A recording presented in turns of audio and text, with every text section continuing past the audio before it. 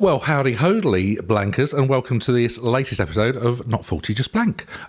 This part of the show sees us introduce another local legend guest. We are very welcome to Mr. Christopher Ian Nolan. Good evening, sir. Smith. Oh, shit.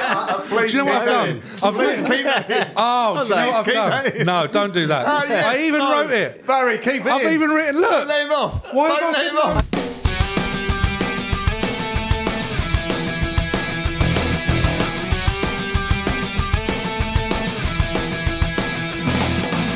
Hey Blankers, and welcome back to the second part of this podcast episode. Do you remember at the end of the last one we had so much great stuff recorded we had to break it up? Well, this is the next bloody bit. Enjoy!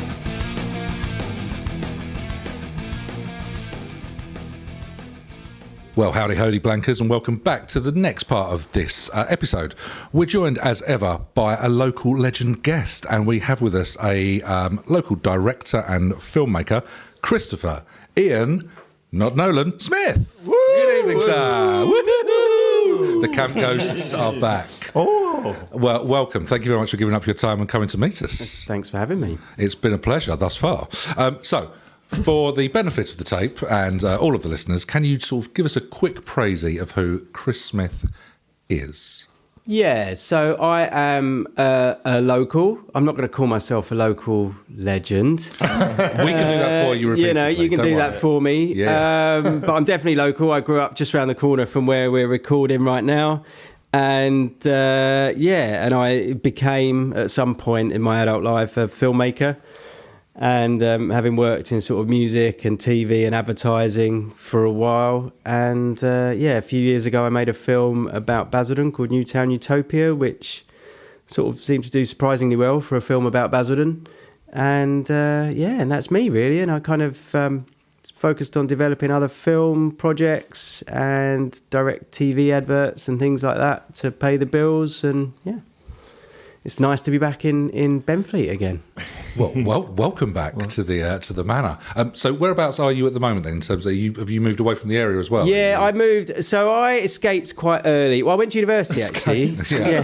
It's funny how many people say that when they get out of Benfleet. No, I didn't escape. Bastard. Yeah. I clawed my way out of the cesspool that We're was. still here. Yeah, we're still here, guys. I did come back. For a few years. So I went to Brighton. Tail between your legs. Yeah, exactly. Yeah. And then I went to Brighton and studied there at university, and then came back for a few years, and then ended up in London. So I've been in London for about probably 20 years now, and started off in East London and now down in Peckham, which is...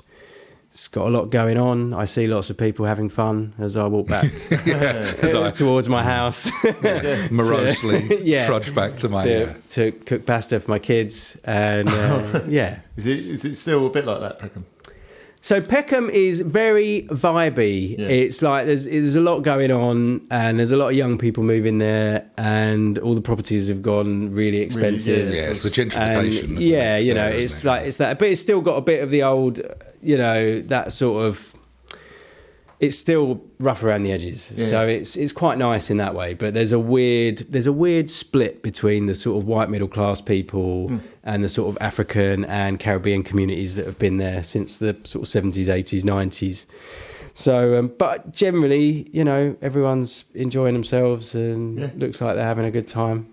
So, but no, I think if you're going to be anywhere in London at the moment, Peckham's as good a place to be as any. Oh, okay, cool. And is there like a creative scene as well in there? Yeah, there is. I don't think I'm part of it. On the outside I think in. there is. Yeah. I see lots of creative looking people. I see lots of people with paint on their clothes. I feel like they've been... I need to make friends with those so people. either it's a trend that I'm missing out on, or there's a lot of people that do art and paint, or they're just painted. Or there's a lot of decorators that all congregate in Peckham. there are Wasteful decorators. exactly. Yeah, exactly. So have you got any Messy plans ones. to do any projects in Peckham, Chris? So no, so I did do something recently actually about a housing estate called Ledbury, which is they're knocking down a few tower blocks and they're rebuilding them and replacing them with other tower blocks because, to everyone's surprise, the residents of this estate were given the option of deciding whether they wanted to live in low rises or tower blocks again. And most of them wanted to live in tower blocks They all again. voted for what they know. So I made a little project about that for Southwark Council, which was kind of interesting. They, the views. The reason they did it is because of the views and the security. Right. Okay. Because if you're 15 stories up, you can leave your windows open. You're unlikely to get them. You're unlikely to get burgled. You're less likely to get burgled. Let's say never say never. The percentages are in your favour. Yeah, definitely. And Is the milk tray man still knock about? Or is not around Old Kent Road. No. It's mainly drone-based chocolate deliveries now, isn't it? And Lidl's one, wasn't it? Lidl's, whatever the exactly. Lidl's version milk tray is. The picture's like totally different. Very little milk in it. And so He's lost his train of thought now. yeah, I know. I don't even know what I was talking about. This What was does I talking happen. about? Cat burglars in Peckham. Yeah, the latest And then project in Lidl's. Ledbury. And then Ledbury, security and views. Yeah, views. They like the views. They love the views. That's they Nice. should. So sprawling and I problems. can see it. You those kind of those a lot of those flats that were built in the 60s, they're actually quite big, and they've got lots of windows. Whereas the flats that are being built now are tiny, and they've got like one tiny window in. So there's a difference. Well, that's quite a focal point in your film, isn't it? As well, with the in Newtown Utopia as well, isn't it, Chris? With the massive flats in the middle of Basildon Town Centre as well, isn't it? That's quite, The beauty of Brook House. Yeah. That's And I think I'd like to congratulate you on that. I thought it was an amazing film. I love that. thank you. Yeah, That's, definitely, that's very kind. It sort of it went down a bit more. It went down a lot better than I expected. I think the thing is I didn't really expect anything while I was making it. Right. I was just making it. I didn't really have any kind of end game. Yeah. So in the way that this Ledbury one was kind of in partnership with council. That was and that Ledbury was like a paid project, whereas doing this that was for a passion Southwark. thing. And so, there's certain things that I could put in there, certain things I couldn't put in there. Okay. So I treat that, that's a job rather than a Newtown Utopia, which was a feature doc. So that was much more of an undertaking. Was a passion project ultimately. That took years, didn't it? To do that? It took me 5 years on and off. Wow. And some of it was that's a just lot- you walking around Basildon with a camera, I'm guessing. A lot of that was me walking around Basildon, which I really enjoyed because I would tend to only film on sunny days because any architecture anywhere looks shit on a cloudy day, basically. Yeah, especially sort of concrete based of the new towns. Would look very, and when you've got your brutalist architecture, which is kind of grey, and then you've got the green of the trees and the foliage, you need the blue skies, and that combination is this really beautiful combination of colours. And so I really enjoyed it, and I'd just wander around, me and a camera a lot of the time, and on a sunny day, and I'd meet people and they'd chat to me, and the kids would come up to me and ask me what I was doing, and they'd want to be in the film, and met loads of really interesting people. And some of the people I just met on the street were people that were like, oh, I know someone that you should speak to. And Oh, wow. and so it started off as what was a short film, going to be an experimental short film about architecture. Yeah. And then it turned into something much bigger about the town and the people and creativity and social history and all sorts of things, really. And but like I say, I didn't really have any expectations when I was making it. I didn't really have any sort of plan. Yeah. At what point did it flip in that case from being that architecture-based thing to a... Quite early, because it's a commitment to make a feature film. Even though I hadn't made a feature before, I knew how much work it was. To create enough content for 90 minutes or 80 minutes, you need to tell a compelling story. And you need loads of footage, and you need to speak to lots of interesting people, especially in a documentary. So, quite early on, and it became a commitment, and it became a bit of a sort of albatross. Is that the right word? The one hanging around? Yeah. Yeah. Something around my neck. I'm guessing it's It became a bit probably- of something around my neck anyway. But then I sort of, it's like that Churchill quote, when you're in hell, you just got to keep going. And I sort of kept going. Yeah, and I just came keep through going. the difficult periods and finished it eventually and got it out. Yeah, many times I was close. I found out we were having a baby halfway through making it, and then it's like, can I really commit this much time to of course. doing that when I need to? We got to move to a bigger house, and because I knew the one thing I did know all the time is that it was never really going to make any money, Right.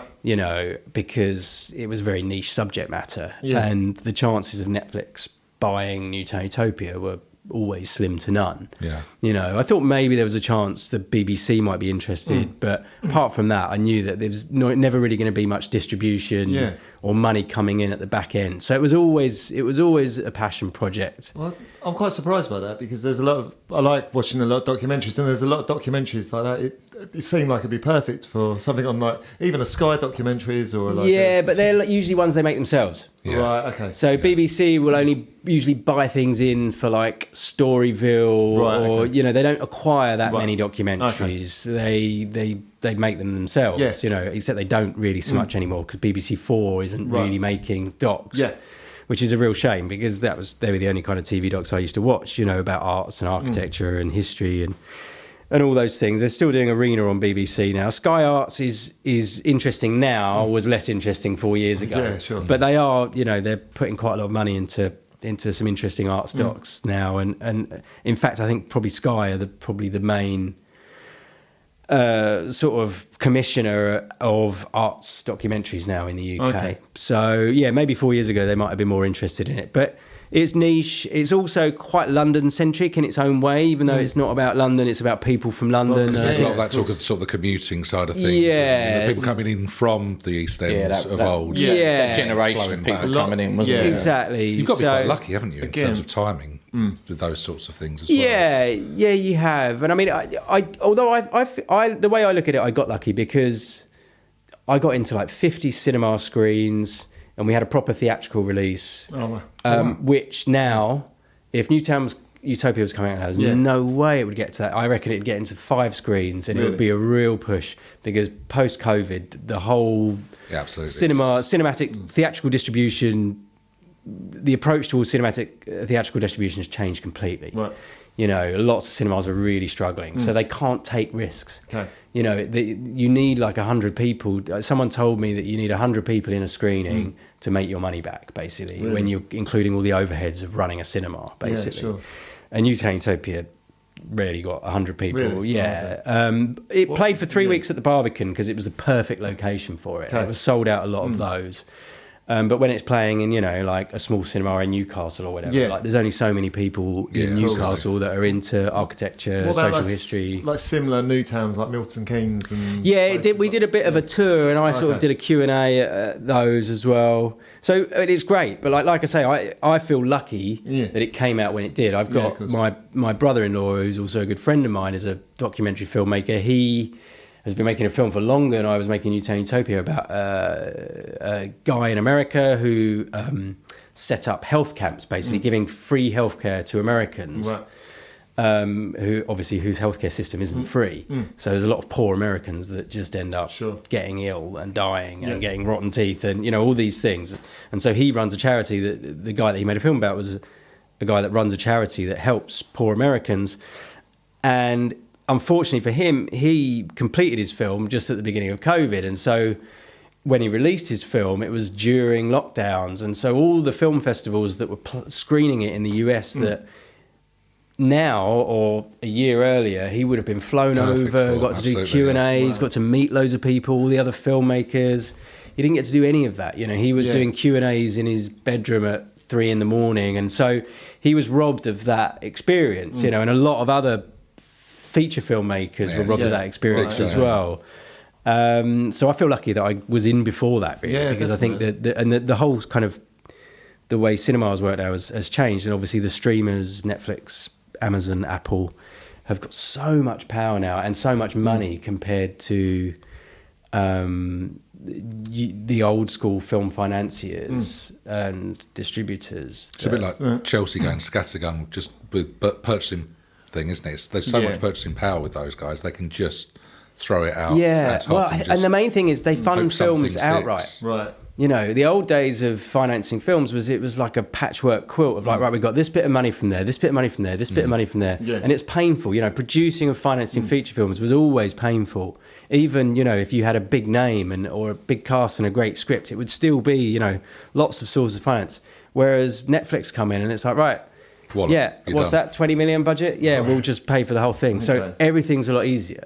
They might have some editorial control. I was going to say, they have a little bit of sign-off and so maybe on and so forth. for certain things. I heard a thing like Netflix has got something like they wouldn't have to buy anything for 3 years. They've got 3 years of back catalogue of stuff they've got ready to go out. Yeah, I wouldn't be surprised. Remember you saying that? Yeah, maybe. It depends on the quality of it. It's probably not as good, but literally, if they couldn't buy anything tomorrow, they've got 3 years worth of stuff. Yeah, I remember you saying that in lockdown. They was more than comfortable, weren't they? Because they had that back catalogue. It's because more and more people are taking their own stuff behind paywalls as well. So eventually they'll lose a lot of the stuff that they've acquired, and then it's just what they've created themselves, isn't it? Yeah, I mean, I think we've had the peak.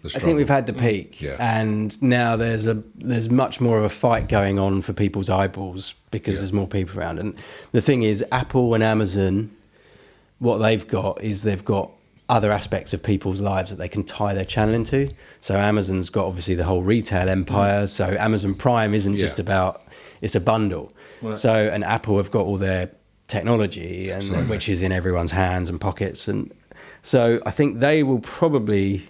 I think ultimately, I feel like Apple and Amazon will come out the winners of this streaming wars, and I reckon someone will buy Netflix. Microsoft, I don't know who. That's the talking around. Disney, or I don't know. Someone will buy Netflix because Netflix has only got the content. Yeah. You know, and there's so much churn of content. People are getting through stuff so quickly. Absolutely, yeah. That at some point, it feels to me anyway that it's going to become unsustainable for them to keep spending as much as they are on. Yeah, you do find that with Netflix, though, don't you?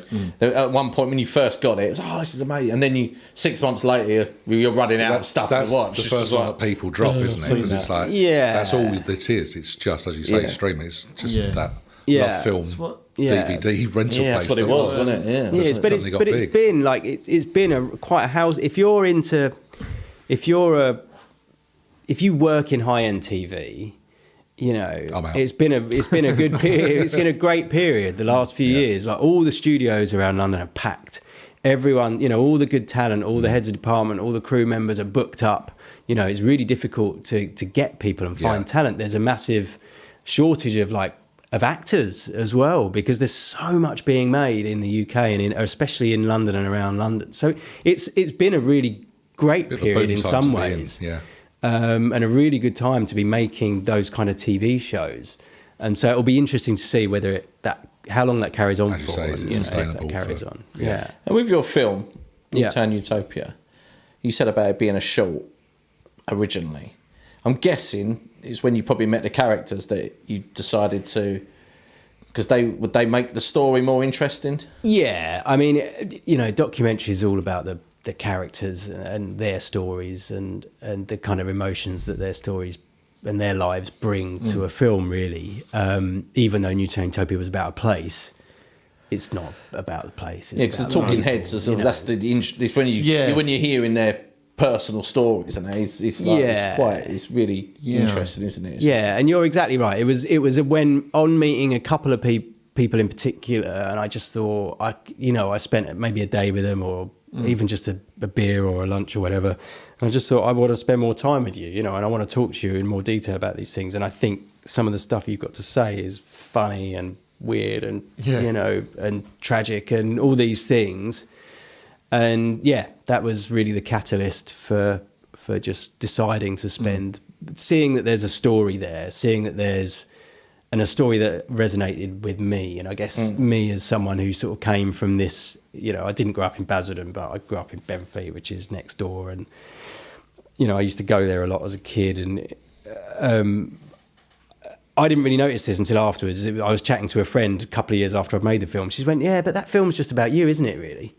I went, no. It's about all these. It's about all those guys who are older than me. And she said, no, it's about you, because they're all just kind of you, but a bit older. They're all people that just grew up in that part of the world, you know, but decided on a creative life, you know. And I was like, I guess that bit is true. I think that some of the people in that film faced a lot more struggle and strife and difficulty than I did in my life to do the things. I sort of grew up in a fairly kind of comfortable middle class and supportive household that allowed me to go off and do the sort of stupid creative things that I want to do.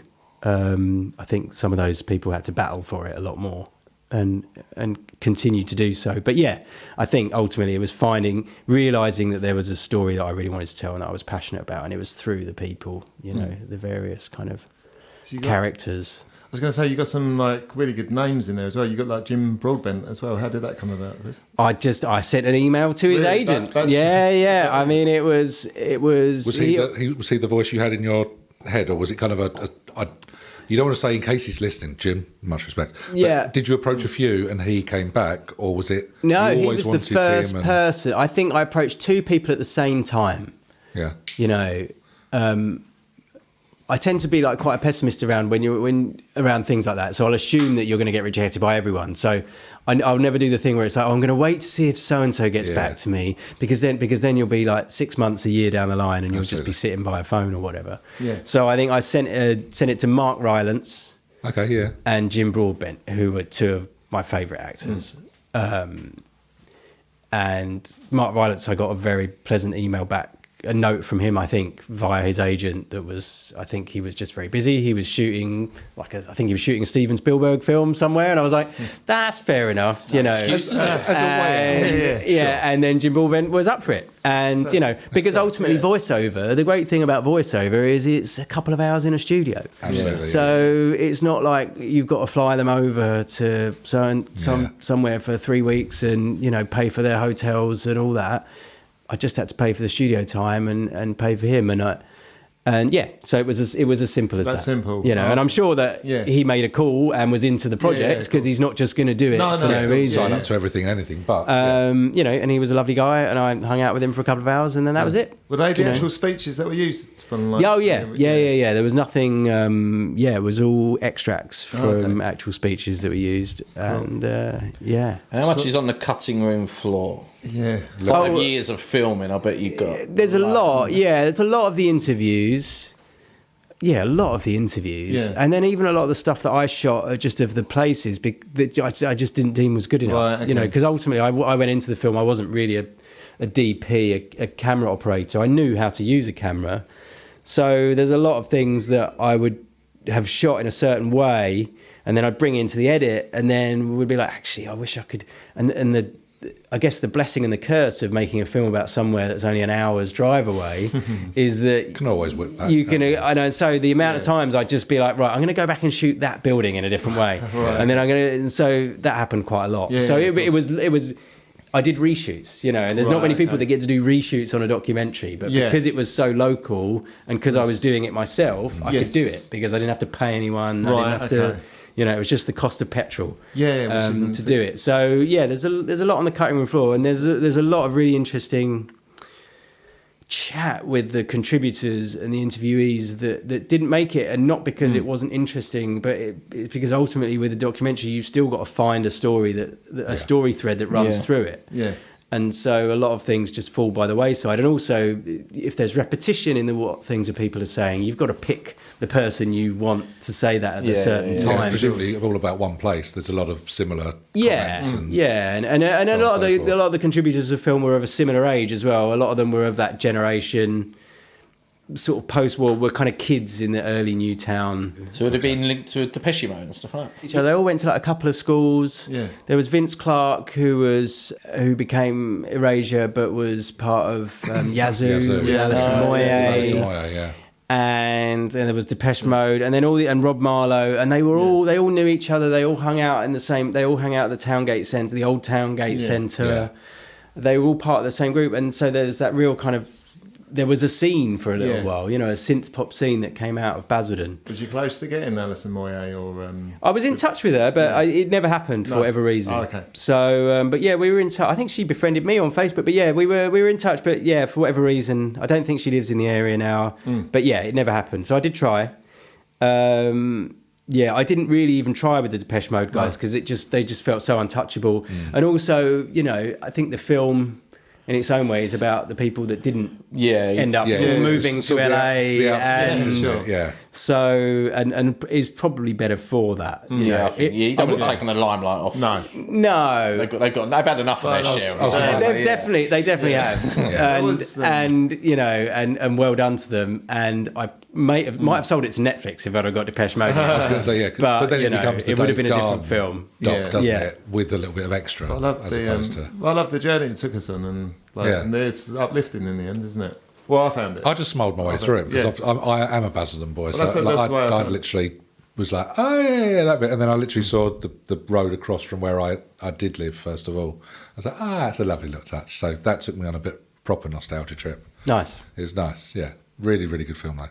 And it was the little touches, like some days, like I said in the film, it's like on a summer's day, it looks kind of like in a sci-fi film, and it did. On a grey day, mundane. Which again that's was what you picked said, up on. what you said at the beginning. Yeah. That's why you filmed it on the sunny days to make it. Yeah, And I think that goes for everywhere though. 'Cause I was out filming something else the other day, and I was like, you know what? Everywhere looks shit when it's cloudy in this country. It's just not designed for it. No. You know, and it's, you know, and when the sun's out, especially architecture, when you film it, you've got shadows that just give everything a shape that they haven't got on a cloudy, flat day.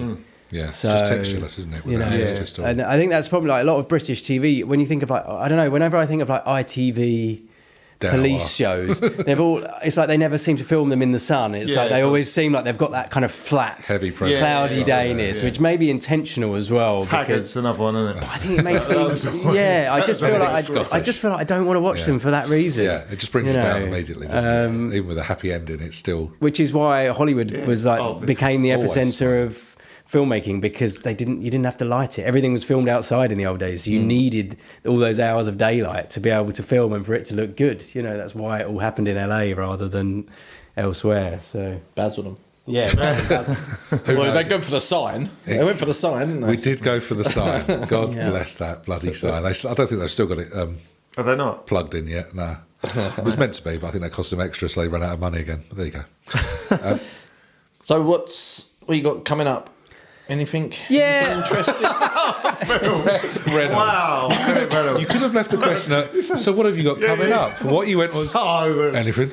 Anything interesting? Anything. Oh, just a load of old shit. You know, I'm making a film about Southend. Rossi's ice cream. Yeah. Screaming for it. Yeah, I'd like to make a film about Rossi's, a short film. Yeah. God, to be fair though, getting even with the sun out in Southend High Street, I think that'd be hard to make look good. Yeah, I mean, I haven't been to Southend High Street for a long time, but I don't imagine it's changed. Someone told me a rumour about Rossi's ice cream. Who's the lead singer at Status Quo? Is it Francis Rossi? Francis Rossi. No. Yeah, apparently it's related. I was like, okay, cheers. Yeah, well, I'm sure they're all related. Yeah, cool. Well, we are all related. You know, I've got that living DNA thing. We're all related. Yeah. We all come from the same tribe. So I'm pretty sure Francis Rossi is related to the Rossi. Are we going that deep? I thought it was... Are we going there? I think we are. Yeah, I think yeah, we're all related. It's definitely part flake. Listen, cuz. Just popping round for Christmas dinner, you and Francis Rossi sitting there. What's going on? We're all related somewhere along the line. What if our kids aren't meant to have two eyes? I thought you meant come out with ponies. Wear pants? Yeah, it's like, what if they're not? Like, that's the look. Yeah. Anyway, back to your upcoming projects. Flight of Fancy. Oh yeah, exciting projects coming up. I mean, I sort of had a couple of documentaries that I very nearly got made that didn't get made after Newtown Utopia. So I've sort of taken a bit of a breather from documentaries. I'm quite focused on like scripted stuff. So like fiction, I'm into genre, I'm into horror, I'm into sort of sci-fi. So yeah, just kind of relatively early stages of a few things. I've got a kind of dystopian horror about Amazon delivery driver. Say that again, Amazon delivery driver, who it's sort of the day in the life of his round, and he discovers some weird, fucked up stuff going on, and things get darker and darker. And that's a bit of an allegory about, you know, the gig economy and the treatment of 0 hours workers and all of those things. So that's been sort of bubbling under for a while. Then I've got to write a new draft of that, and then I had a TV series that got pitched out and got optioned, but never got made. And that was a kind of horror anthology series set in the UK. And so I think the pilot script that I wrote for that, which was about set in a seaside town, which may or may not be Southend, probably Margate, I don't know, could be anywhere, about a mum that becomes convinced that her son has been possessed by the evil spirit of an old ice cream seller. Francis Rossi. Francis Rossi. Yeah. Oh my God. Could be. I think we've got the perfect, perfect casting. So, The that's soundtrack by Status Quo. Oh, Yeah, yes. probably won't do that now. You can only kill him by stabbing them through the heart with a 99 flake. Oh, you're ruining it. I mean, have you read it? Yeah. Someone get a many bootleg ideas copy of the stolen. screenplay. I don't know. So that's kind of written and will be being punted out there and trying to get cool. made. It's like, you know, as we were talking about Netflix earlier, it's a difficult time for kind of independent cinema really, because there's less films getting made but loads of series. Okay. So it probably makes more sense as a writer to be focusing on writing a series or developing a series idea than it does feature films. Picture, yeah. But there are still people making like kind of low budget horrors and things. So I think I'm quite interested in that space and try and sort of, if it's about raising 200 grand or 500 grand, you know, it feels kind of realistic, even if it takes a couple of years to do it. So I was going to say, how gutting does it feel to get it as close? You obviously come close with this like series, isn't it? To dealing with people, do you have to? How do you stay sort of focused? When I'm pretty I was gonna say thick-skinned. thick-skinned, You surely, just so- roll on to the next thing. If you don't roll on to the next thing, then you're gonna die crying, basically. Right, okay, yeah. I think, you know, making films is one. I've worked in a couple of industries, right? I worked in sort of TV and music and advertising, and film is so much more unforgiving and so much more difficult to be successful at and to work your way in, like so much. You know, it just doesn't even compare. So I think anyone that's a filmmaker, you need to bear that in mind. And so if you see every rejection as a failure, then you're going to be in trouble. You're never going to get where you want to get to. Because theoretically, surely it's just very subjective, isn't it? It's that one person's opinion of it what that is is. at the time, and yes or no, and it's very cut and dry, and they've got hundreds of things coming in, so it's like, they're very quick on it, I would it imagine. is. But at the same time, if I look back at the various, you know, some of the rejections I've had over the years, or some of the projects that nearly got made and didn't get made, when I look back now, I kind of look at them, I think, you know what, I can see why that didn't get made, or I can see, I think it's better to look back and think like that than be like, oh, if that would have changed my life, if that, you know, if that had happened, we had that actor lined up and everything would have been different. It's not going to be healthy to do that. So I think as long as you're thick-skinned, you know, it's fine. The terminology of the film industry is he's breaking into, isn't it?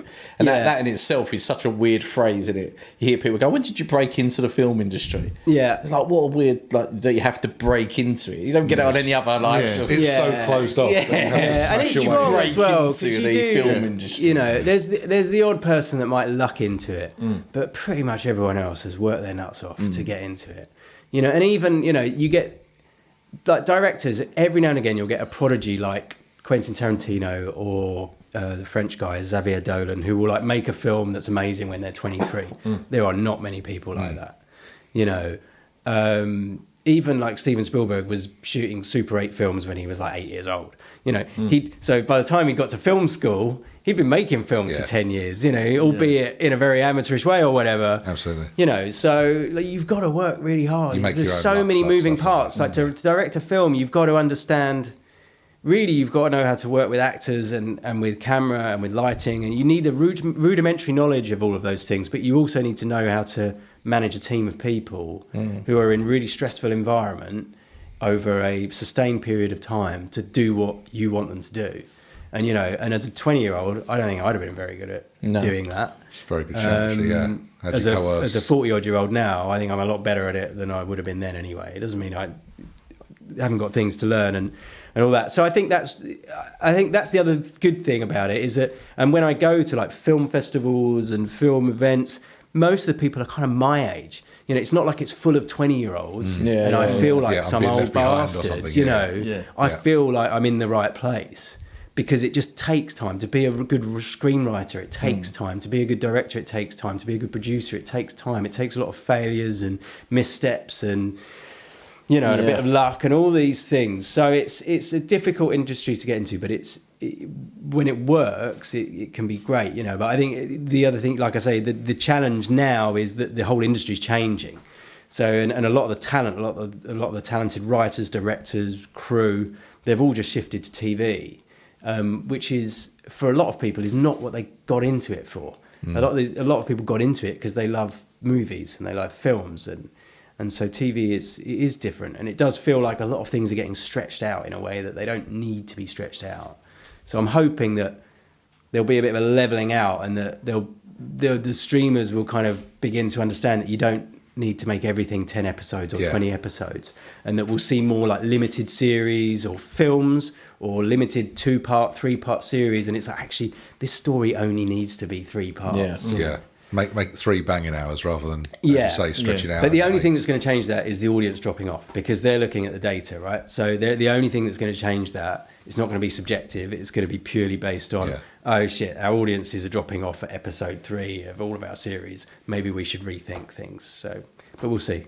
We'll see. But I don't know I can't remember what the question was, but it definitely wasn't about... I tell you what the beauty is, sometimes we forget as well, and it's like, it sounded like a good answer to something. We'll take it. All right, so Chris, obviously we've spoken an awful lot about projects and so on and so forth. Is there a place that people can go and find these things? Have you got a website? What's the deal with your output? So I've got a website which is www.citizensmith.net, which just has some film and photography work, really. I think that's it. Some short films on there as well. I'm on, there's a couple of my short films on there. I'm on Twitter, but I don't use it anymore because I dislike Elon Musk, and I didn't really like Twitter anyway. I found it to be quite a horrible experience, but used to use it kind of because you felt like you had to get things out there. And then I got some photography on Instagram as well, which is @CISmith.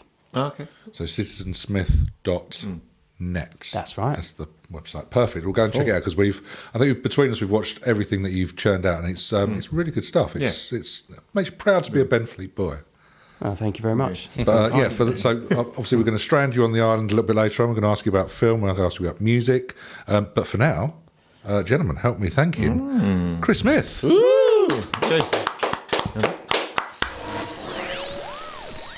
Okay, welcome back to the next part of the podcast, and we're here with special guest Chris Smith, and we are about to strand you, Mr. Smith, on Desert Island Dicks. Obviously, this is our legendary, mythical, whatever you want to call it, island that bears no relation to Radio 2's island of similar name. But we're going to shipwreck you, and we're going to probe you. Are you ready? I'm ready for both, yeah. Can we do the probing after the shipwreck, please? We'll ease you in. It's the least we can do. I mean, we don't want to get sand everywhere. It can grate terribly. Okay, so your starter for 10 with the island is what noughties or 90s, will give you the option, Richard or Dick, would you like to be shipwrecked with? All right, so I found this a difficult one in many ways. I initially started off with Richard Hammond because I thought I could use him as just a manservant. As long as he didn't talk, he could he could make me some vegan pina coladas. I know he'd really dislike making vegan pina coladas. He'd probably have a real problem with that. So I thought that would be good, and I don't think I'd want him to touch me or give me back rubs or anything like that, but just to have him there. But then I didn't want to give him publicity, so we should probably just cut that whole section. And I thought, what about, and then I thought Aphex Twin. He's called Richard D. James. I love Aphex Twin, but I think he's probably a bit moody. I don't know. I love his music. I'm not sure he'd be great company, and maybe if I had a hangover from all the vegan pina coladas, that kind of music might not be right at like 8 a.m, and there's probably no electricity either. So I can see you thinking. So it would just be Aphex Twin banging on a rock instead. So I'm not sure that's going to work. So I settled on, and it came to me as I was driving down. Actually, I thought Rick Mail, because he's Richard. He's got to be Richard. Oh, yes. So, and even though it's not 80s Rick Mail, I think noughties Rick Mail is better than probably any other Richard, even in the noughties. So it would be him. I can't even think of what he was making then. Maybe Bottom was still going or not? House Paradise, I think they knocked out. I think Bottom was probably 90s, wasn't it? So 90s tours and stuff. But, a massive part of my life, Rick Mail, and so I'm sure he would be a lot of fun to hang around with. Would have been a lot of fun to hang around with. Yeah, absolutely. In lots of different ways. So he's my Richard on the island. That is a great shout. Do you reckon he's pretty much similar to how he is on screen, or do you reckon he's a bit more? I think so. I've watched quite a lot of like documentaries and things about comic strip and young ones, and it just seems that the way everyone talks about him, and when you see him interviewed, he's that guy. He just looks like someone who was full of energy and ideas, and I think Wouldn't be a dull moment. No, absolutely not. Absolutely not. So, and there's not many people, as we get older, you kind of, a lot of your sort of, the people that you were part of your life kind of pass away. And most of them, for me, it doesn't really have much impact because I don't know, I feel like if I don't know someone, it's not really that big a deal, It's obviously sad, and it's sad for the people that do know them, but for me, I'm not going to spend a weekend mourning someone who I never even met. But I think occasionally it happens, and it does really affect you. And I think when Rick Mail died, I really felt that, and it affected me in a way. Probably only him and David Bowie are probably the two people that it sort of affected me most, I think. So and I think his from Young Ones to comic strip to Bottom to New Statesman. Yeah, New Statesman. Always forget that. The amount of times I kind of rewatched all those things on like VHS tapes over and over again. More than the tapes do. More than the tapes. I wouldn't take the tapes on the island. Just take Rick. Did you out of curiosity? Did you watch the stuff Man Down with Greg Davies as well, where he played? I saw some of them. Maniac father as well. It's he's just too good. I love him. Yeah, he was perfect for that, wasn't it? Yeah, absolutely loved him. Perfect, great answer. No quibble with that whatsoever. Good start. Let's move on then. So you and Rick, you're on the islands, chilling down, vegan margaritas being made by yourselves as opposed to anyone else. What music's going on in the background with your Naughties album? What's the one album that you couldn't live without or you could tolerate the most, perhaps? So I think it's probably, I'm going to pick Discovery by Daft Punk. Interesting. Yeah. So, what is it about that? I think Daft Punk were a bit of a soundtrack to my life, and that era for me, the noughties was when I was sort of DJing. I was in that kind of scene a little bit. I used to go out a lot, clubbing, and it was always, electronic music, electro clash, techno, house. And that, I think, just if we're going to come up with a soundtrack for that period of my life, it would be, and Daft Punk's as good a band and as good an album as any, which has got some absolute crackers on it. And I think I saw them a couple of times live. I saw them at I saw them in Leeds, actually, at whatever Leeds and Reading it used to be, didn't it? Yeah. I saw them in Leeds and it was amazing. And saw them somewhere else as well. And I think that Daft Punk are real kind of, they're like pretty iconic, like, a lot of, especially dance acts, they might have had good singles, but I think Daft Punk and probably Chemical Brothers and a couple of other people. There's not many of them who sort of lasted and made great albums as well for a sustained period of time or throughout their kind of careers. And I think they really did. Is that the album with like Catastrophe on and that, or is that? That's an interesting question. It's an interesting question. I didn't realise you were going to go into the details. Normally we don't. It's because he's gone rogue. Dale's gone rogue. Dale, stay in your cage, mate. Stay in your lane, Rich. Panic not. We can always circle back to see if there's an answer to that. But it's a fair shout and one I think we can all buy into. A bit of Daft Punk, nice. We like that. Yeah. So if you and Mr. Mail have listened to that over dinner. And you've had a lovely coconut stroganoff. Yeah. What film would you settle down to watch, the pair of you, underneath the stars on this island? There's one noughties movie that stands out. Okay, so I think I'd probably have to pick Dark Knight. Nice. Which was 2008. Yeah. And I tend to veer towards, on a personal level, I tend to veer towards probably more, less, I'm not really into action movies. I'm not really into superhero movies. That had more to it, though, didn't it? That film? It definitely had more to it, and I think it balanced all of those elements in being an adult film and being about superheroes and Batman, who's probably one of the more interesting superheroes, and being an amazing action movie.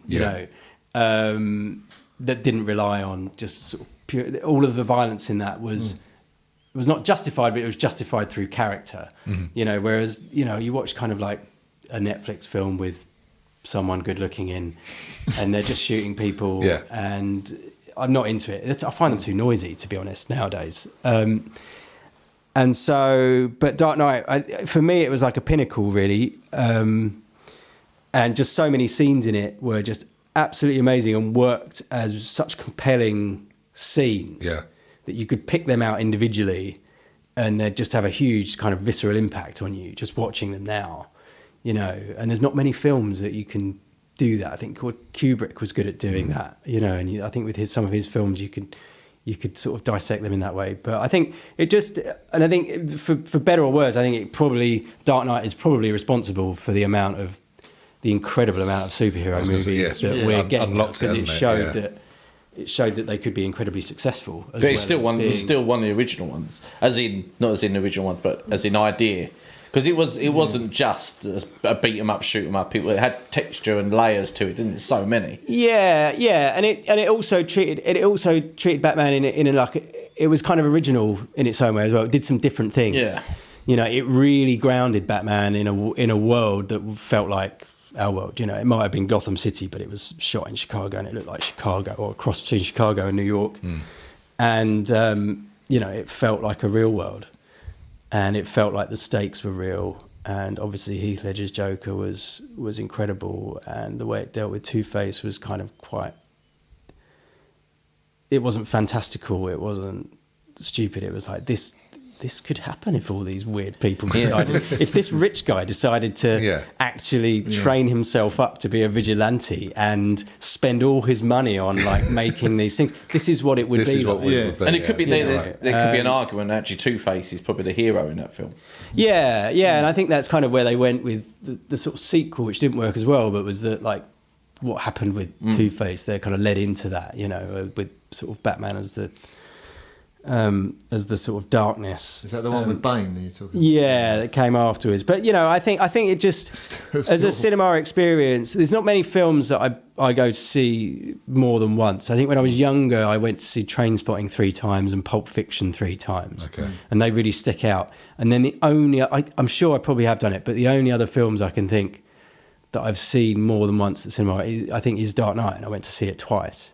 So, you know, because I love films, right? But I just, you know, I've never been one of those people that will go back and watch something, you know, 10 times or whatever. And it's like you and Marley and me, Phil, isn't it? Yeah. Continually. I love crying. Yeah. Love weeping in public over dead dogs. It's a great shout of a film. I still haven't seen Marley and Me. So, I mean, if I had, maybe it would have made my... It was a tough choice. Yeah, a real 50-50 toss-up. But who knows? Who knows what way the coin comes down next time? Okay, it's a great shout, though. Let's get slightly more... obscure, and we're going to ask you a bit of a fashionista during the noughties, or yeah, very much so. Well, this is going to be one hell of a question. I look like a bit of an idiot probably for most of it. Join the club. Yeah. Was there a particular outfit that would really be your? So I think go-to? I used to rock a combo. I grew a mullet that was on one side, so I had the asymmetric. It was like a Star Wars haircut that came down. I grew, and it came down to here. And the good thing was I had my passport photo taken like it. So thank God, it only kind of frozen years. in time for 10 years. It's gone now, that passport. I'm too old. But for 10 years, I had this ridiculous, awful, lopsided mullet. When I had hair, I haven't got hair anymore, which is very sad. And but when I did have it, I made the most of it and looked like an idiot. And I used to rock that with a biker jacket as well. And I don't think I've ever even sat on a motorbike, let alone ridden one. And I remember I went out for a night in Southend, and we ended up with some let's say some characters that had a bit of a reputation from the area, and quite scary characters. And I got chatting to one of them, and I thought, this is all right. It's good to get chatting to you. Jacket on. Yeah. And he said, I didn't know you. He said, I didn't know you rode a motorbike. And so I had to, I was too scared to admit to this guy that I'd never, so I had to, and we ended up talking about motorbikes for most of the evening. Oh, really? And I was pulled some combination of petrified, but also quite, enthused by the lie I could get away that with I was rocking. Goes out and developing. went out and bought a bike. Just in case. Just in case he followed up with the... Well, so on the flip side to that, I remember a night out. I lived in America for a little while, and I met some guys in a bar in San Diego, and went back. We were drinking a lot. Went back to the house, and one of them had this like amazing motorbike. And this guy just like, "Hey, dude, come here," and he showed me this motorbike. And then he's like, and then at one point he just said, "Hey," and he just gave me a helmet. He went, "You want to go ride it?" And I was like, absolutely. And I was like, "What? You ride me?" He's like, "No, you can take it out." And I was like, absolutely, there is no way. This could happen. So there's 2 times in my life where I've pretended to be into motorbikes. One time, it could have gone really badly. Both times it could have gone really badly. Absolutely. But anyway, different reasons. Yeah. Was the second guy Evel Knievel? No, he might have been. Maybe his son. Yeah. Maybe his son. He was in no fit state, so he wanted to go out, and I was like, "No, you are not riding that bike." And I definitely am not saying. And I never saw him again. So would that be the outfit we're looking at? It would be the biker jacket, which I only very recently did I throw away. I kept it for like 2 decades. So now we're looking at a vintage jacket. Yeah. And then I just was like, you know what? You are never going to wear this again, you idiot. This is it. And so it went to the local Mind charity shop. So hopefully someone out there is pretending to be a motorcyclist, mixing with the wrong some crowd credibility off the back of it, Beautiful. Look, fingers crossed. That's brilliant. We'll look out for all the local papers for incidents. That'd be bloody hot on the island though as well, wouldn't it? It would. It was black. It was thick. Yeah. I mean, it looked fucking cool though. I thought it did anyway. And probably that's all that matters. Yes, exactly that. It's all in the eye of the beholder, Chris. You know that. Lovely. I'm getting a real image of what this island's looking like, and I want to be part of it. Let's talk about potential crushes that might help to while away the hours. Who was rocking your world back in the noughties? Yeah, I struggled with this because I couldn't really think of who was around. I think I'm just going to have to go a bit obvious, and I'm going to say Beyonce. Because we're talking about celebrity crushes, right? We're not talking about real people. It would be weird if we asked you to do that, and then your Mr. listens back and goes, "Who the fuck's this then?" Your sister. But I was like, so. Let's go celebrities. I mean, I did have a crush on Phil's sister, but that was in the 80s, not in the. And I was for that to come out. I was 8. It's great. I was 8, so it was fine. You ain't seen her recently. Lost another viewer. We lost another. I'm sure she's lovely, and so I'm going. So Beyonce, I think it's a bit obvious, but she was pretty iconic through that period. It was, and I think even from I really like the music. I was really into like R&B and hip hop at that time as well. I thought it was quite good, and I was into sort of early Destiny's Child, and I wasn't like. I didn't have posters on my wall. I wasn't going to, but if it was on the radio, I would listen to it and enjoy it. And, and Bootylicious and all that. And I think music videos still had a bit more power in those days than they do now. Right. They were still a thing, and you'd sort of leave MTV on or whatever for a bit. So, I think, she was an attractive young woman and still is an attractive woman. And, she's welcome to join me and Rick on the island. Have a tour around on the motorbike. Yeah. Perfect. Yeah. Lovely stuff. Cracking along, Chris. Okay. We go from kind of the crush to more of the mortal enemy. Was there a particular celeb that really got your goat back then?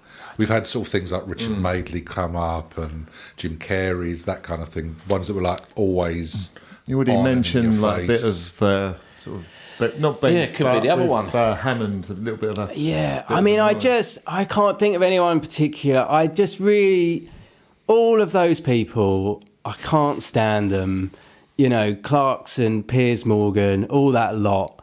And I'm sure they was doing their thing just as much in the noughties as now. And I'm not going to go... the reasons I don't like them are probably quite obvious. Anyone that kind of just chooses to use...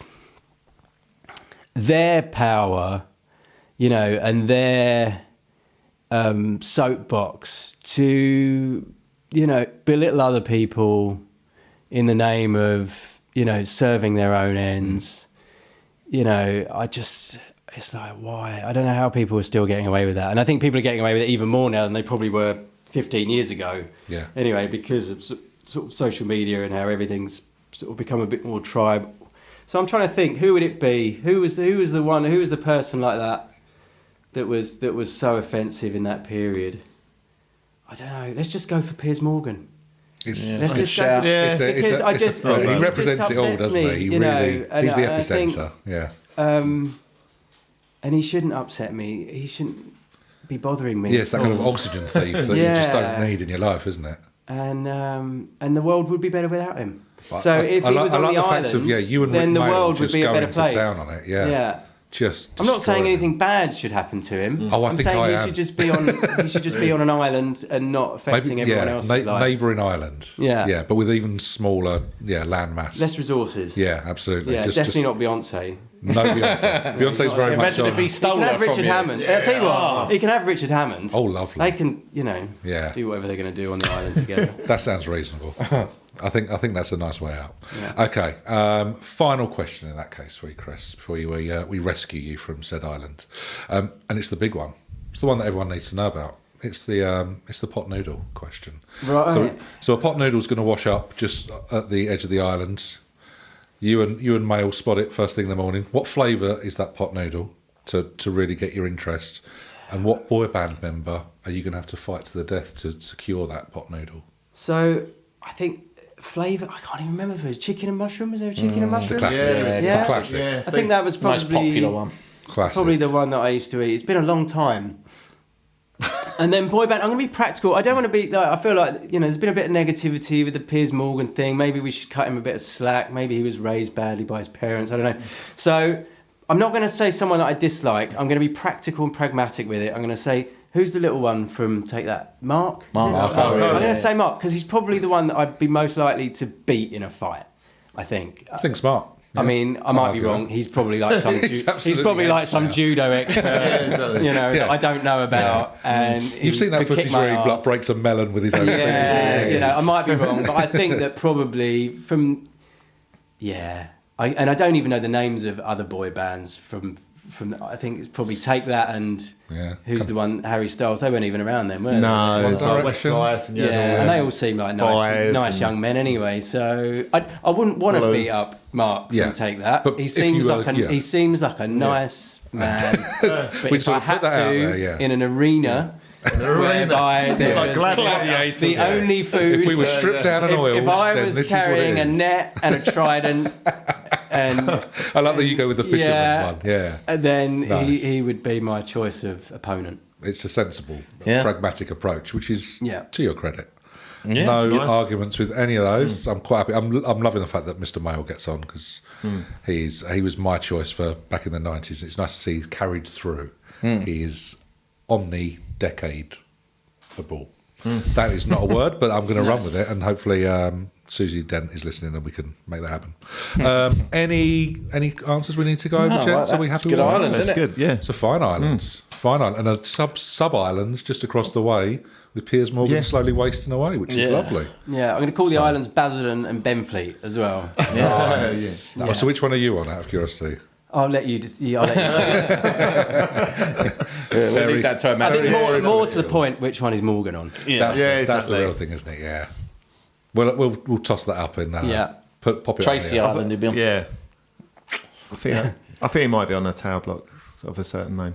Yeah. Screw that guy. Anyway, lovely. All good answers. Lovely time had by all. We'll organise that rescue immediately for you. But thank you for being stranded on Desert Island Dicks. Thank you very much. It was lovely to be there. Lovely sunny. Shame I forgot my sun. Always looks good in cinematography as well, doesn't it? It's always sunny on the island. Okay, we're going to push on in that case, and we're going to interrogate our guest Chris Smith a little bit more. What way should we go first, gentlemen? Should we do music? Yeah. Let's do music. Let's talk about your music of the noughties in that case, Chris.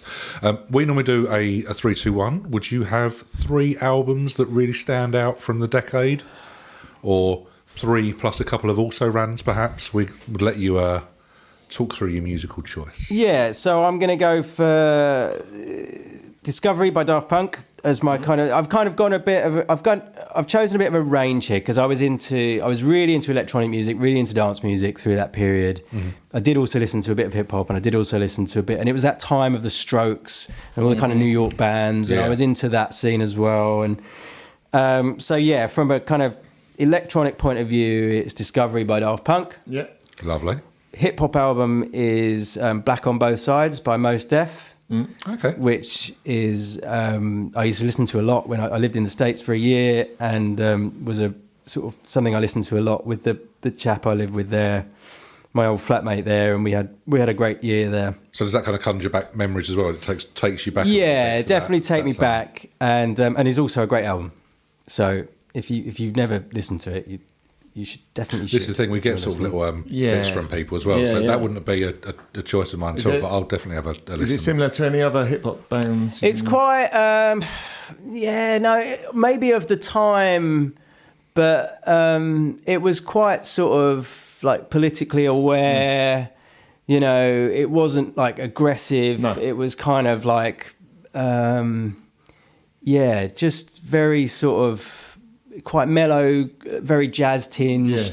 Was it and soulful? To like Arrested Development type? A little bit, yeah. It sort of was out kind of. There's still a bit of anger there and a bit of sort of. It's difficult to describe, really. But yeah, there's definitely. It's a powerful album, but it's very soulful and meditative at times, and also very varied. Like every track is very different. Every track's got its own story to tell, and every track's got its own thing. And he didn't really sort of, he sort of got into acting, and he never really released an album that was quite as good as this afterwards. But it's still going, But I think the hip hop of that time, there was like sort of Jurassic 5 and Pharaoh Monk, and there was a kind of there was some really interesting hip hop coming out of sort of New York and California as well, and because I was living in California, it kind of just felt right to be listening to it. And so I got really into it while I was there, and went to a load of gigs, and I saw like Jurassic 5, and I didn't see Mos Def, but I saw Black Alicious as well, were another really great band that I saw there. So yeah, I got really into hip hop during that period, and I think that album just means a lot to me. Cool. And then I'll have to check that out. Check it out. Black on Both Sides, Mos Def. And then as the kind of rock guitar album, I chose Antics by Interpol. Mr. Reynolds nodding along there. Yeah, so that might be appearing on the 2007. So yeah, that was a big album for me, and listened to a lot. That's my favourite Interpol album. That one. Yeah. I think they did pretty well to like keep going. I think their sort of subsequent albums were still good, and a lot of the bands from that era sort of fell off quite quickly. I think a lot of those kind of big bands had like one good album, but yeah, I think Interpol and the Strokes and like sort of LCD Sound System as well, managed to sort of carry on going and making good music, and that whole kind of. There was just an interesting vibe from that whole sort of New York scene as well. And I was going to a lot of music festivals around this time, so I think I saw them a couple of times in different places as well. And so they're the 3 albums. Nice, varied. Yeah, good. Varied, happy with that. Good. Lovely stuff. Should we go from that to film? Obviously something close to your heart as well. Yeah. So similar sort of vibe, 3 that really sort of sum up your feelings for that decade, and then if there's anything that's bubbled under that deserves a bit of a nod, feel free, but if not, the 3 are more than enough. So I've chosen Dark Knight, which we've already had a chat about, but powerful stuff, great movie, absolutely. I guess just that fine balance of sort of superhero action and like actually treating you like an adult as a viewer. Another one is Being John Malkovich. Yes. Lovely stuff, Which was Spike Jonze's first feature film, and Charlie Kaufman's first film? Maybe it wasn't the first film he wrote, but they sort of burst onto the scene with something that was just different, and ultimately, I think, especially nowadays, when I'm watching a film, I just want it to be a new experience. Yeah. You know, and so rarely does that happen now, especially coming out of kind of Hollywood. So being John Malkovich was great, and I think the first time I saw that, in fact, I think I might have seen that at the cinema twice as well, actually. So exalted company in that case. Yeah. Can you summon up being John Malkovich in less than 10 words? Probably not. No. That's what it is. Yeah, Almost impossible. I mean, what is it? It's about a puppeteer who finds a secret door that's inside the brain of John Malkovich. Yeah. So maybe I can. It's not, but there's a lot more to it. There's a lot more to it. There's a love story, and it's, in there. and it's just beautifully shot, and it's got some, very talented actors in there, and Catherine Keener and John Cusack and Cameron Diaz playing a role that is completely different to anything she's done at any other time, and it's different and unique, and I think it created a little pathway for more films like that during that period, especially kind of American independent films and sort of mumblecore and stuff like that came out from that. So that was good. And then the third one is Let the Right One In, because I love sort of supernatural and horror movies, and I like international film as well. So this kind of ticks those two boxes. Just an amazing kind of Swedish vampire juvenile love story in 8 words. I think easy to sum up the John Malkovich, of that classic genre of Swedish vampire juvenile love stories. This is the best one. And just really powerful, absolutely beautifully made. I think the final scene of that still, like, I just remember the imagery of, like, at the end of it just like freaked me out. It still stays with me to this day. What, in the swimming pool? Oh right, yeah. The swimming pool scene's fantastic, and the best thing about it is what that scene does is it taps into that kind of one of the most powerful elements of cinema is about not showing you things rather than showing everything. Yeah. And it's about what it doesn't show you that is so powerful, and compelling and fucked up. And it does that all the way through, though. I think it's one of those. It's a very unique film, and again, sort of set a load of trends off. I think those 3 films, because of what they were and because they were different, because they were unique, kind of set off a load of different trends in filmmaking and what got commissioned and what got made. And I think even Let the Right One In. I think there's a series that just got made of it as well. They did an American one, didn't they? Was it Let Me In or something? They did Let Me In, which is an American adaptation. I think there's a series that's playing at the moment. I don't know if it's any good or not, but there's the sort of smart, intelligent, emotional horror movies. I think that set a bit of a precedent for more films like that have come out over the last sort of 15, 20 years. So they're the 3 films. Yeah, it's good. Again, varied again. Cool. No quibbles with those, and something. Yeah, definitely one for me to go and check out at the very least. Perfect. Thank you very much. We like a lot.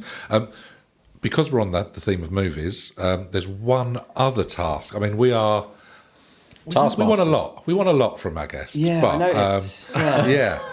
we will apologise after this. But did you manage to find someone that you think is a worthy contestant for the John Cazale? I either say Joe Cazale or John Cazale. Yeah, Joe challenge. Cazale made rubbish films, so that would be easy to. He did. I did. I spent about 3 days on IMDb researching, going down rabbit holes, and I finally, starting off, my favourite actors. I was thinking, Gene Hackman, Michael Caine, whoever, all sorts of actors. And did you find that? I thought I'll be smart about it. Maybe if it's someone like David Bowie who's only been in a few films, maybe that would be easier, And that didn't work out because there were just a few weird things in between his good films. And then I found it. I'm going to hit you with it. I think it's the shining light that was. I'm going to hit you with it. He seems very confident. He's put out, it's like he's found the Holy Grail. He found it. I've got it. It's on my phone. I've got the IMDb just to prove it. I've got the IMDb, and so I haven't got my glasses on. In a year, 1970 something, Steve Martin starred in the Muppet movie. That's a good start. And then after that, The Jerk. Lovely. And then after that, Pennies from Heaven. Yeah. Okay. And then after that, a TV movie, which doesn't count. Right, okay. And then after that, Already feels going. Yeah. Dead Men Don't Wear Plaid, which Yeah, is another it's a great film. film. Yeah. And then after that, The Man with Two Brains.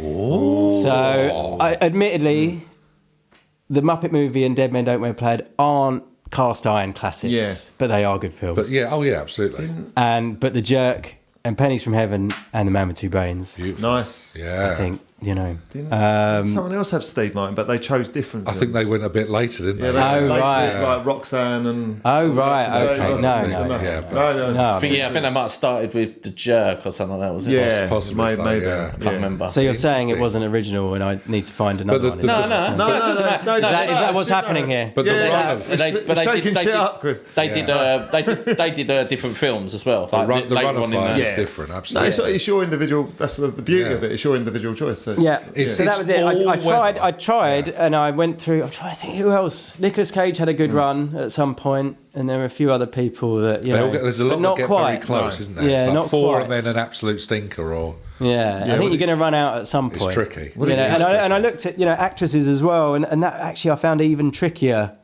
Yeah, so I felt I looked at like obviously the obvious like Meryl Streep. Meryl Streep, Yeah. she's done so many films. Yeah. Loads are great, but there's a loads of just Yeah. bang average or ones in there. It's hard to get that balance. Yeah, and even I did Daniel Day-Lewis. I thought, that's got to be five on the trot. But they just, they're obviously all good films that he was in, but a couple that are just less, Yeah. like The Boxer and so Oh, yeah, I Steve forgot Martin. he did that, yeah. Steve Yeah. Martin. It's when you start shout. looking in, it's a good shout. It's obviously we can discuss the merits of the TV movie, whether it makes it or not, because Phil is the hard taskmaster that you Right. have to. No, I mean, you have to actually, slip the tenner into. It's not a movie. It's a TV movie. Oh, he's got TV. There's a reason why it says that in IMDb. There's a reason. It's It in was a different colour. broadcast. Yeah, yeah. It doesn't, feature Especially in the this days colour. of actual cinema. Yeah, If it never made it to a cinema, I think We can put it. Putting out. my foot down yeah. here, fellas. That's fine. I like No, that we'll go you're with fighting it. for We'll go with it. It'd be good. Yeah. It joins the The pantheon. list, of, yeah, we've got to do the list at some point. Haven't we? We'll put them all up. We keep talking about it. We never do it. Well, we have to do it at the end of the the end of the run, series, don't yeah. we? So, Yeah. but it's a good shout, and I think it definitely squeaks in. So, touche. Nice. Thanks. Okay, mate. Tip Yeah. of the Thanks cap for not to you rejecting that any of my suggestions. one. Beautifully It only done. took me a week. I was going to say the fact that you prefixed it with I did it for 3 days. Solid. That was an I haven't exaggeration. slept. That was an guys. exaggeration. But yeah, I don't. good- It's quite, going good down an shout. IMDb rabbit hole is more enjoyable than Yeah. most homework. Very true. And there's no lines even if you hadn't have done it. So we thank you for doing so anyway. Good work indeed. Okay, so thank you very much, Chris. This brings you to the end of your time with us. It's been an absolute delight talking about your work and sort of influences and sort of how you got started and so on. So we just want to, on behalf of the boys, thank you very much. Yeah. Yeah. Thank you. Thank you very much. If senor. people wanted to check out your work, you want to give one final plug to maybe the website and bits and pieces? So website is citizensmith.net. And I'm at CI Smith on sort of Twitter and Instagram. Perfect stuff. Well, again, gents, should we do Round of the applause. traditional get the camp ghost set again? Yeah. Ladies and gents, Chris Smith.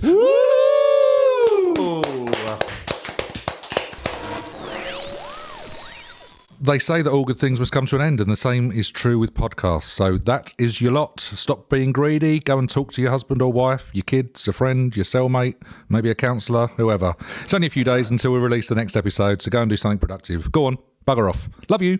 See you.